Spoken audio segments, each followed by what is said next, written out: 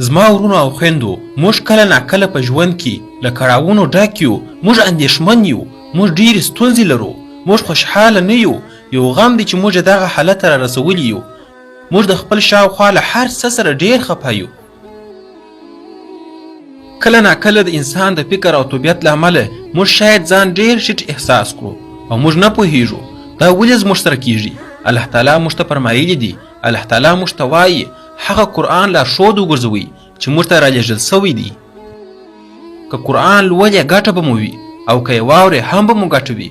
که تاسو په قرآن د پوهېدو هڅه وکړئ زیاته ګټه به ځینې پورته کړي، مګر که تاسو د قرآن په لارښوونو عمل وکړئ تاسو به آرامتیا، سکون او ښه والی ترلاسه کړئ او الله تعالی به تاسو له خفګان څخه وباسي او تاسو به په دې پوه سئ.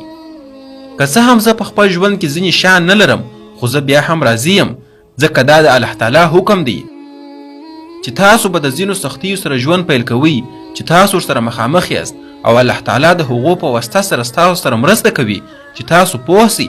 هغه اجر چې الله تعالی تاسو ته ساتلی دی هغه صبر دی چې تاسو یې د زغملو لپاره پیدا سوي یاست. د الله تعالی په رضا سره ډېر څه زموږ په لاس کې نه دي. ځینې شیان الله تعالی په محدوده کچه موږ ته راکړي دي، لکه دا چې زما په لاس کې زه ستاسو مخ ته ناست یم او ستاسو سره خبرې کوم. دا ځکه چې الله تعالی ماته راکړي دي، اجازه یې ماته راکړې ده. که هغه وغواړي هغه در څخه اخیستلی هم سي. دا انرژي او ظرفیت ماته همهغه الله تعالی راکړي دي.